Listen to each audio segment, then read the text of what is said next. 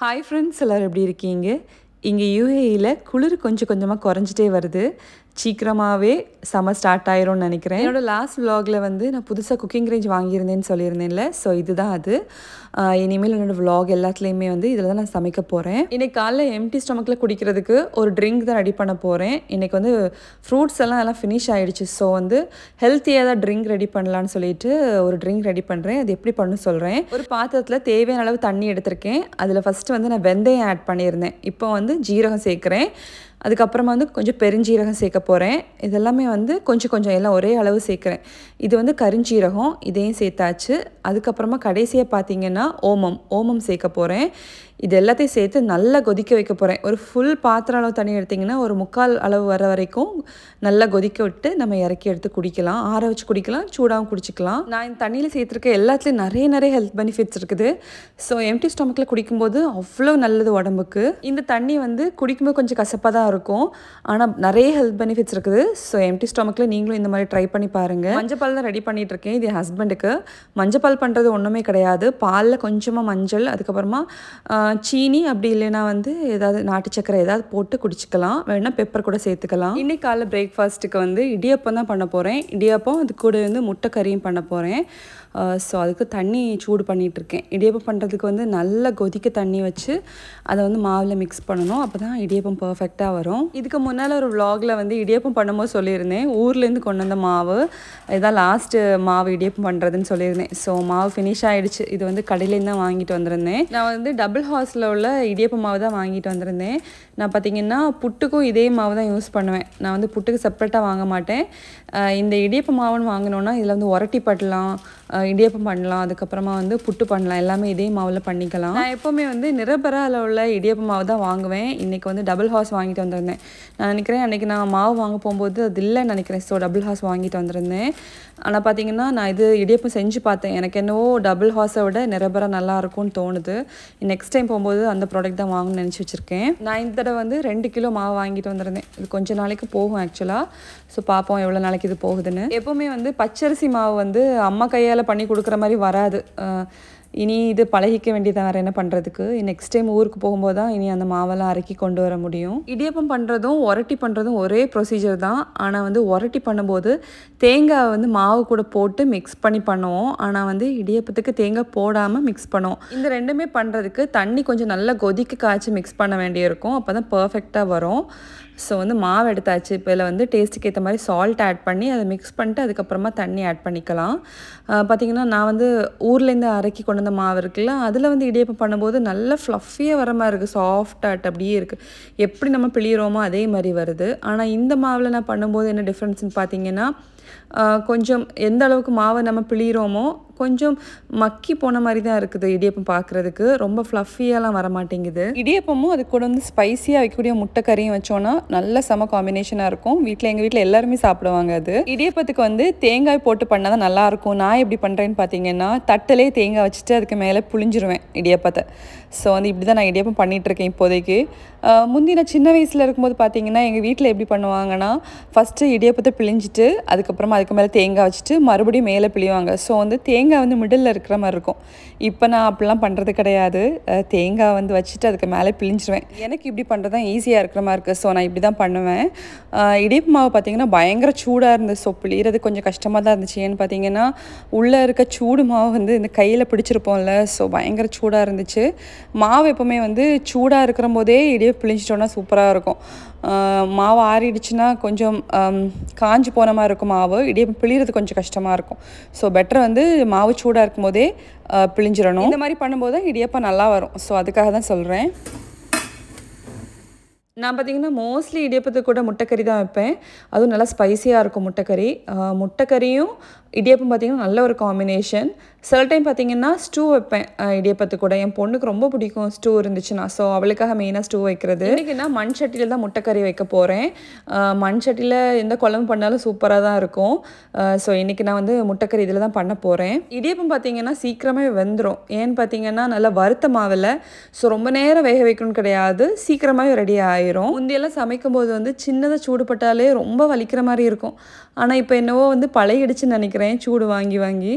So இப்போ லேசாக சூடெல்லாம் பட்டினா டக்குன்னு போய் தண்ணியில் கழுவிட்டு மறுபடியும் வந்து சமைக்க ஸ்டார்ட் பண்ணிடுறது. இந்த இடியப்பம் பிழியறதே கைக்கு நல்ல ஒரு எக்ஸசைஸ் நினைக்கிறேன். காலைல இடியப்பம் பிழியும் போது எனக்கு அதான் தோணுச்சு. இன்றைக்கி இந்த குழம்பு வந்து தேங்காய் எண்ணெயில் தான் சமைக்க போகிறேன். தேங்காய் எண்ணெய் பார்த்திங்கன்னா மெல்ட் ஆகிடுச்சு. என்னன்னு சொல்லுங்கள், இங்கே யூஏயில் வந்து இப்போ வந்து விண்டர் குறைஞ்சி இப்போ சம்மர் ஸ்டார்ட் ஆக போகுது. ஸோ வந்து ஆட்டோமேட்டிக்காகவே எண்ணெய் வந்து மெல்ட்டாக ஸ்டார்ட் ஆயாச்சு. இனி வந்து கட்டி பிடிக்காது. இந்த விண்டர் டைமில் மட்டும்தான் தேங்காய் எண்ணெய் எப்போவுமே கட்டியாக இருக்கும். ஸோ தேங்காய் எண்ணெய் வச்சே கண்டுபிடிக்கலாம் சம்மர் ஸ்டார்ட் ஆக போகுதுன்னு. கிச்சனில் நின்று வேலை பார்க்குறதுலாம் அவ்வளோ ஈஸியான வேலையெல்லாம் ஒன்றும் கிடையாது. பார்த்திங்கன்னா ரொம்ப ரிஸ்கியான வேலை தான் எனக்கு தெரிஞ்சு. ஏதாவது ஒன்று பொட்டி தெரிச்சிட்டே இருக்கும். குக்கரில் கை வச்சிரும் தெரியாமல், ஏதாவது சூடு வாங்கிரும். இப்போல்லாம் பார்த்திங்கன்னா ஏதாவது சூடு பட்டாலோ இல்லைன்னா எண்ணெய் ஏதாவது தெரிச்சாலோ அப்படியே போய் சிங்கில் போய் தண்ணியில் நல்லா கையை கழுவிட்டு மறுபடியும் அதே வேலை ஸ்டார்ட் பண்ண வேண்டியது தான். கை பார்த்திங்கன்னா நல்லா எரிஞ்சிட்டு தான் இருக்கும். ஆனால் மைண்டில் அது ஓடாது. சரி குக்கிங் ஃபாஸ்ட்டாக முடிப்போம் அப்படிங்கிறது தான் இருக்கும். ஸோ குக்கிங்லாம் முடிஞ்சிட்டு போய் ரிலாக்ஸ் பண்ணும்போது அந்த பெயின்லாம் தெரியும் நமக்கு. எல்லாம் கையில் தான் கட் ஆகிடுச்சுன்னா பேண்டேட் கூட போட முடியாது. நம்ம வந்து கிச்சனில் சமைக்கும் போது வந்து எப்பவும் கையை கழுவிட்டே இருப்போம், தண்ணியில் காமிச்சிட்டே இருப்போம். ஸோ பேண்டேட்லாம் வந்து தண்ணியில் பட்ட உடனே ரிமூவ் ஆயிரும். ஸோ மறுபடியும் அதே இதோடு சமைக்க வேண்டியிருக்கும். சில டைமில் வந்து கையில் கட் ஆகிடுச்சு, அதோடு வச்சு நம்ம மசாலாம் கையில் எடுக்க வேண்டியிருக்கும். மீன்லாம் மேரினேட் பண்ணும்போதெல்லாம் பயங்கரமாக எரியும். ஸோ இந்த மாதிரி நிறைய எனக்கு அனுபவம் இருக்குது. ஆனால் இப்போ பார்த்திங்கன்னா வாட்டர் ப்ரூஃப் பேண்டேட்லாம் வந்துடுச்சு. ஸோ வந்து அது ஒரு வகையில் நல்லதுன்னு நினைக்கிறேன்.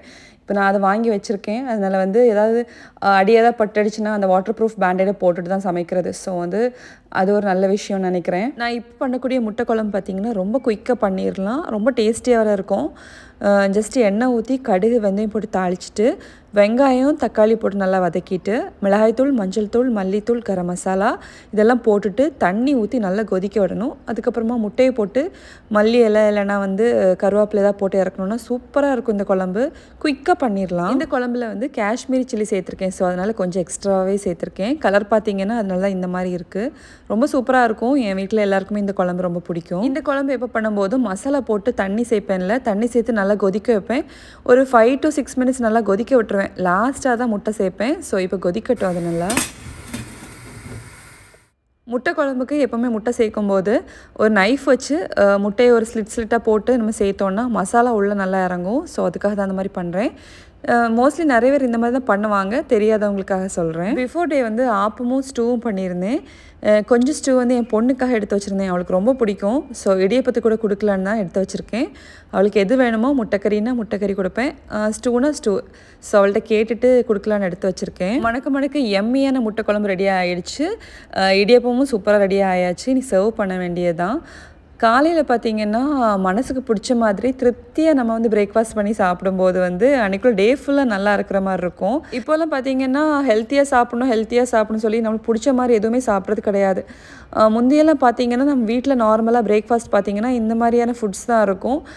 எல்லாருமே நல்லா தான் இருந்தோம். ஆனால் இப்போ பார்த்திங்கன்னா பாதி பேரும் வந்து ஹெல்த்தியாக சாப்பிடணும்னு சொல்லிட்டு மனசுக்கு பிடிச்ச மாதிரி திருப்தியாக சாப்பிட்றாங்களா என்னன்னு தெரில. ஸோ எல்லாருமே மனசுக்கு பிடிச்ச மாதிரி சமைச்சு சாப்பிடுங்க, ஹாப்பியாக இருங்க.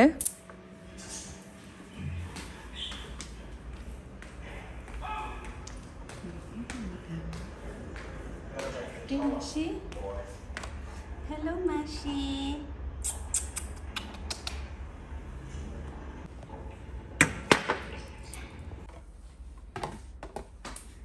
பிரேக்ஃபாஸ்ட் சாப்பிட்டு முடிச்சுட்டு ஃபஸ்ட் வேலையை வந்து தோசைக்கு தான் அரிசி போட போகிறேன்.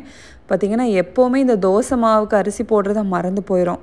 ஸோ இன்றைக்கி எப்படியாவது காலையிலே போட்டுறணும் அப்படின்னு சொல்லி தான் எடுத்து வச்சுட்ருக்கேன். மாவு பார்த்திங்கன்னா லேட்டாக அரைச்சோன்னா காலையில் புளிக்க மாட்டேங்குது. ஸோ வந்து ஏர்லியராகவே காலையிலே அரிசி ஊற வச்சிட்டோன்னா கொஞ்சம் ஏர்லியராகவே அரைச்சிடலாம். அப்போ நெக்ஸ்ட் டே காலையில் வந்து நல்லா புளிச்சிரும்னு தான் எல்லாம் எடுத்துகிட்ருக்கேன். நான் பார்த்திங்கன்னா 2 கப் இட்லி அரிசிக்கு 1/2 கப் உளுந்து எடுப்பேன். இட்லி அரிசியில் கொஞ்சமாக வெந்தயம் சேர்ப்பேன். ஸோ இதுதான் என்னோடய ரேஷியோ. நான் அன்றைக்கி ஒரு நாள் ஒரு வீடியோவில் பார்த்துருந்தேன். உளுந்து வந்து தண்ணி ஊற்றி ஃப்ரிட்ஜில் வைக்கிறாங்க, வச்சுட்டு அரிசியை வந்து தண்ணி சேர்த்துட்டு வெளியே தான் வச்சுருக்காங்க. உளுந்து மட்டும் ஃப்ரிட்ஜில் வச்சுட்டு அதுக்கப்புறமா அரைக்கும் போது எடுத்து அரைக்கிறாங்க. ஒரு நாள் அந்த மாதிரி எடுத்து பண்ணி பார்த்தேன். நார்மலாக வந்துச்சு தோசை. அப்படி இல்லாமலும் பண்ணி பார்த்தேன், ஒரே மாதிரி தான் இருந்துச்சு, நோ டிஃப்ரென்ஸ். ஸோ வந்து இப்போ நான் வந்து ஃப்ரிட்ஜில் வைக்கிறது கிடையாது உளுந்த. இந்த தோசை மாவு இட்லி மாவெல்லாம் ஃப்ரிட்ஜில் ஸ்டாக் இருந்தாலே மனசுக்கு நிம்மதியாக இருக்கும். ஏன்னு பார்த்தீங்கன்னா திடீர்னு நம்மளுக்கு வந்து குக் பண்ணுறதுக்கு எதுவும் இல்லைன்னா ஓகே இட்லி மாவு இருக்குது, தோசை மாவு இருக்குது, பார்த்துக்கலாம் அப்படின்னு தான் தோணும்.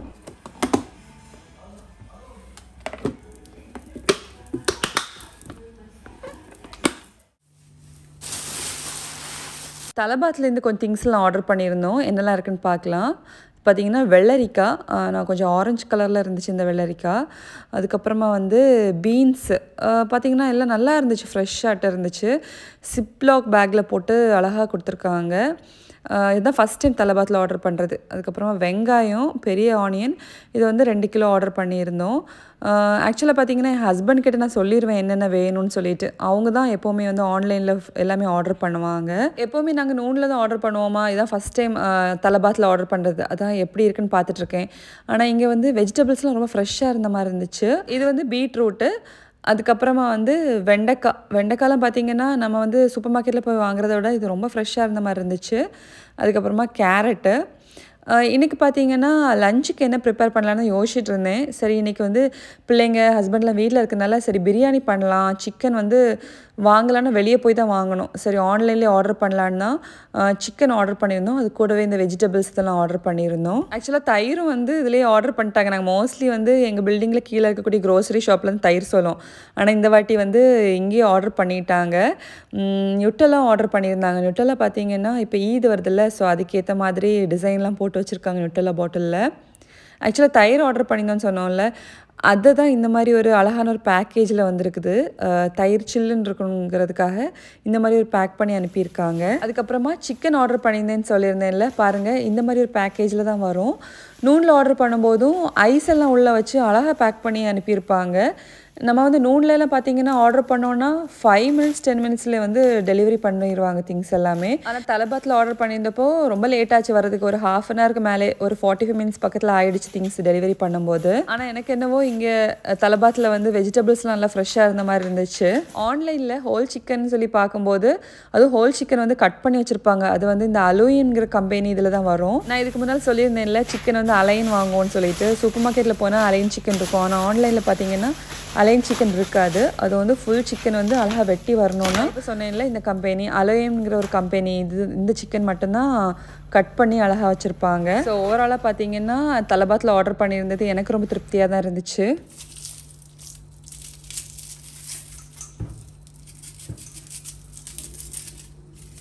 திங்ஸ் எல்லாத்தையும் எடுத்து வச்சுட்டு பிரியாணி பண்ண ஸ்டார்ட் பண்ணியாச்சு. ஆக்சுவலாக என்னோடய சிக்கன் பிரியாணி ஆல்ரெடி நான் வந்து ஒரு ஷார்ட்ஸாகவே அப்லோட் பண்ணிட்டேன், டீட்டெயில்டு ரெசிபியாகவே. நிறைய பேருக்கு அந்த பிரியாணி ரெசிபி பிடிச்சிருந்தது. நிறைய பேர் கமெண்ட் பண்ணியிருந்தீங்க உங்கள் பிரியாணி ஸ்டைலே டிஃப்ரெண்ட்டாக இருக்குதுன்னு சொல்லிட்டு.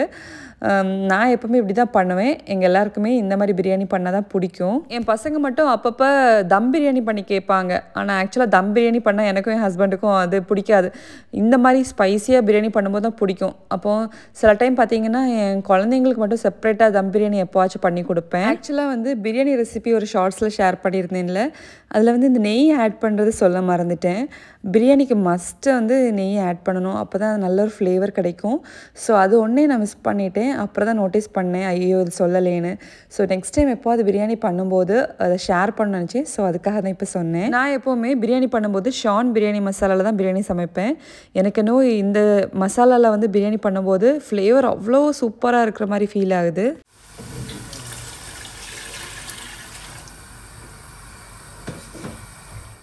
பம்கின் ஆன்லைனில் ஆர்டர் பண்ணியிருந்தோம்ல, பார்த்தீங்களா அதில் ஒரு குட்டி பீஸ் தான் கட் பண்ணி எடுத்துகிட்ருக்கோம். எதுக்குன்னு பார்த்தீங்கன்னா மேஷு கொடுக்குறதுக்காக. ஆக்சுவலாக வந்து கேட்டுக்கெல்லாம் வந்து பம்கின் ரொம்ப நல்லது. கேட்டோட வயத்துக்கு ரொம்ப நல்லது. இந்த ஹேர் பால்லாம் ஃபார்ம் ஆகும்ல, ஸோ அதுக்கு வந்து ரொம்ப நல்லதுன்னு சொல்லுவாங்க பம்கின். ஸோ கொடுத்து பார்க்கலாம் அப்படின்னு தான் எடுத்துகிட்ருக்கேன். ஆக்சுவலாக இதை வந்து தோலை சீவிட்டு உள்ள சீடெலாம் எடுத்துகிட்டு கொஞ்சமாக ஆலிவ் ஆயிலும் தண்ணியும் சேர்த்து வேக வச்சு தான் கொடுத்துருந்தேன். ஆனால் பார்த்தீங்கன்னா சாப்பிடவே இல்லை மேஷு, உனக்கு பிடிக்கல. ஸோ நெக்ஸ்ட் டைம் வந்து இந்த பம்கினை வேறு எதுக்கு கூட மிக்ஸ் பண்ணி கொடுக்கலான்னு யோசிச்சுட்ருக்கேன். ஆனால் எப்படி கொடுக்கணும்னு தெரில. பார்ப்போம், எப்படி வேறு ஏதாவது ஐடியா தான் யோசிச்சு பார்க்கணும். லாஸ்ட் டைம் வந்து பிரியாணி வந்து ஒரு வீடியோவில் காமிச்சிருந்தப்போ நான் அப்பளம் ஃப்ரை பண்ணி அது கூட வச்சு சாப்பிட மாதிரி காமிச்சிருந்தேன். ஒருத்தங்க கமெண்ட் செக்ஷனில் கேட்டிருந்தாங்க பிரியாணி கூட அப்பளம் சாப்பிடுவீங்களான்னு.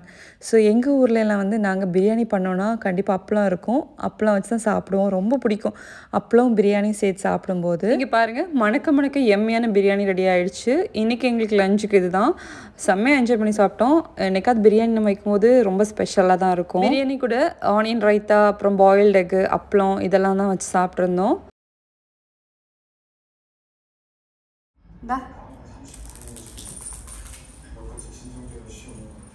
இப்போ நான் மேஷ் கூட தான் விளையாடிட்டு இருக்கேன். பார்த்தீங்கன்னா இந்த குட்டி மார்பிள் இருக்குல்ல, இந்த கச்சின்னு சொல்லுவாங்க. ஸோ அதை வச்சு தான் விளையாடிட்டு இருக்கேன். ரீசெண்ட் டைமில் பார்த்தீங்கன்னா இதை வச்சு தான் விளையாடிட்டு இருக்கான்.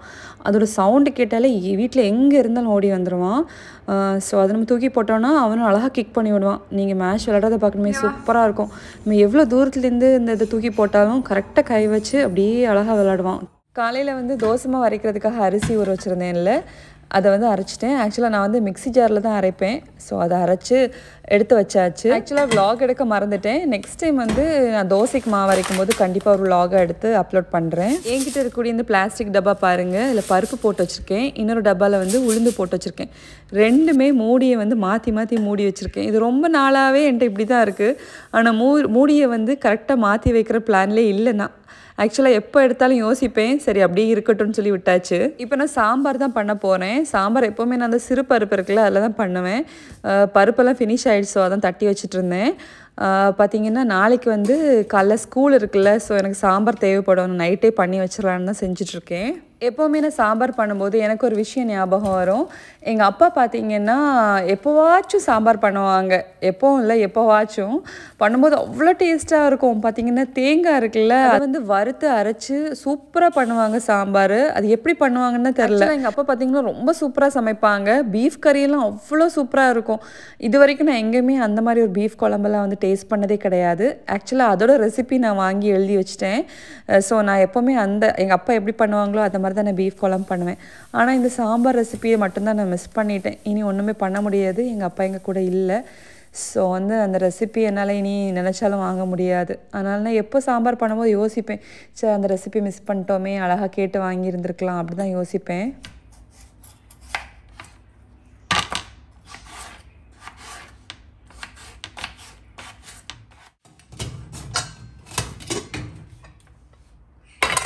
நான் எப்படி சாம்பார் பண்ணுவேன்னா, பருப்பை ஃபஸ்ட்டு வேக வச்சுருவேன். அதுக்கப்புறமா வந்து நறுக்கி வச்ச காய்கறி, நான் எப்போ சாம்பார் பண்ணும்போதும் நிறைய காய் போட்டு தான் பண்ணுவேன். ஸோ நறுக்கி வச்ச காய் எல்லாத்தையும் போட்டுட்டு அதுக்கப்புறமா பூண்டு, பச்சை மிளகு, தக்காளி இதெல்லாம் போட்டுருவேன்.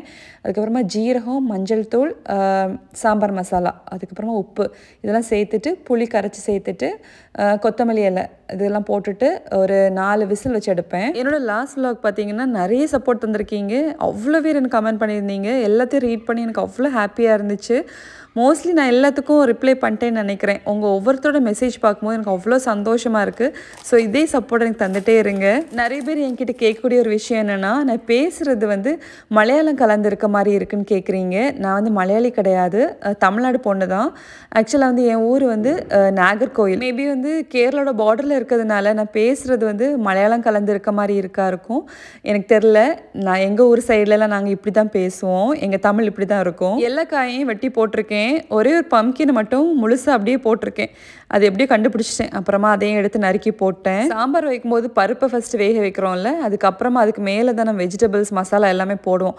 ஸோ ஃபைனலாக வந்து ஸ்பூன் வச்சு எல்லாத்தையும் நல்லா மிக்ஸ் பண்ணி விடணும். அப்படி இல்லைன்னா பருப்பு வந்து கீழே அடி பிடிச்சிரும் சாம்பாரில். ஸோ வந்து எல்லாத்தையும் சேர்த்து நல்லா மிக்ஸ் பண்ணிவிட்டு மறுபடியும் குக்கரை வந்து மூடி வச்சு ஒரு 4 விசில் வச்சு எடுத்தோன்னா சூப்பராக மணக்க சாம்பார் ரெடி ஆயிரும். மெயினாக வந்து தாளிக்கிறதுல தான் இருக்குது. நான் எப்போவுமே சாம்பார் வந்து நெய் இல்லைன்னா நல்லெண்ணெய் சேர்த்து தான் தாளிப்பேன். ஸோ நெய்யை ஃபஸ்ட்டு ஆட் பண்ணிவிட்டு அதில் வந்து கடுகு, வெந்தயம், காஞ்ச மிளகாய், அதுக்கப்புறமா கொஞ்சமாக காயப்பொடி கொஞ்சம் நிறைய சேர்த்துக்கலாம். சாம்பார் நல்ல மணமாக இருக்கும். ஸோ காயப்பொடி வந்து சாம்பாரில் டேரெக்டாக சேர்க்காமல் நெய்யிலேயே வந்து தாளித்து வந்து சாம்பாரில் சேர்த்தோன்னா அவ்வளோ மணமாக இருக்கும். அப்படியே கிச்சனே மணமாக அப்படி நிறைஞ்சிரும். இந்த குழம்பு சாம்பார் இதெல்லாம் இருக்குல்ல, இது மெயினாக வந்து தாளிக்கிறதுல தான் அதோட டேஸ்ட்டே இருக்குது. பாருங்கள், மணக்க எம்மியான சாம்பார் ரெடி ஆகிடுச்சு. நம்ம நான் வெஜிடேரியன் சமைக்கிறோமோ வெஜிடேரியன் சமைக்கிறோமோ எல்லாமே பர்ஃபெக்டாக சமைச்சோன்னா அன்றைக்குள்ள மீல் வந்து நல்லா ரசிச்சு சாப்பிட்லாம். நைட்டு சாம்பார் சமைச்சதுனால சரி இட்லி அவிச்சிடலான்னு எல்லாக்கிட்ட கேட்டப்போ எல்லோரும் ஓகேன்ட்டாங்க. ஸோ வந்து இட்லியும் வேக வச்சுட்டு நைட்டுக்குள்ளே டின்னர்லாம் ரெடி பண்ணிவிட்டு வெளியே கிளம்பிட்டோம். ஓகே ஃப்ரெண்ட்ஸ், இதோட இந்த vlog முடிய போகுது. நான் நைட் வந்து எங்கே போகணுன்னு சொல்லி ஆல்ரெடி ஒரு ஷார்ட்ஸாகவே அப்லோட் பண்ணிட்டேன். இப்போது நான் அல்சீஃப் போனதாக ஒரு ஷார்ட்ஸ் அப்லோட் பண்ணியிருந்தேன்ல, ஸோ அங்கே தான் போயிருந்தோம். அதை பற்றி ஆல்ரெடி நான் ஷார்ட்ஸாக அப்லோட் பண்ணிட்டேன்ல, அதனால இதில் டீட்டெயில்டாக எதுவுமே சொல்லலை. நாங்கள் அல்சீஃப் போகிறதுக்கு முன்னாடி இருந்ததுனால போட்டிங் போகலான்னு சொல்லிட்டு ஒரு பிளேஸுக்கு தான் போயிருந்தோம். பார்த்திங்கன்னா டைமிங் கரெக்டாக செட் ஆகி வரல. ஸோ நெக்ஸ்ட் டைம் இங்கே வரலாம் அப்படின்னு சொல்லி தான் மறுபடியும் எங்கே போகலான்னு பிளான் பண்ணி தான் அல்சீஃப் போயிருந்தோம். ஓகே ஃப்ரெண்ட்ஸ், இன்றைக்குள்ள ஃபுல் டே எங்களுக்கு இப்படி தான் போச்சு. கண்டிப்பாக வீடியோ பார்த்து எல்லோரும் என்ஜாய் பண்ணியிருப்பீங்க நம்புகிறேன். வீடியோ பிடிச்சிருந்தா லைக் பண்ணுங்கள், உங்கள் ஒப்பீனியனை கமெண்ட் மூலமாக தெரிவிங்க. கண்டிப்பாக ரிப்ளை பண்ணுறேன். என்னோட சேனலை நீங்கள் சப்ஸ்கிரைப் பண்ணால் பார்த்துட்ருக்கீங்கன்னா ப்ளீஸ் சப்ஸ்கிரைப் பண்ணுங்கள். உங்கள் சப்போர்ட் எனக்கு ரொம்ப ரொம்ப முக்கியம். ஓகே ஃப்ரெண்ட்ஸ், இதே மாதிரி இன்னொரு அழகான vlogல உங்கள் எல்லாரையும் மீட் பண்ணுறேன். அது வரைக்கும் ஹாப்பியாக இருங்க, சேஃபாக இருங்க. Thank you so much. Have a nice day. Bye.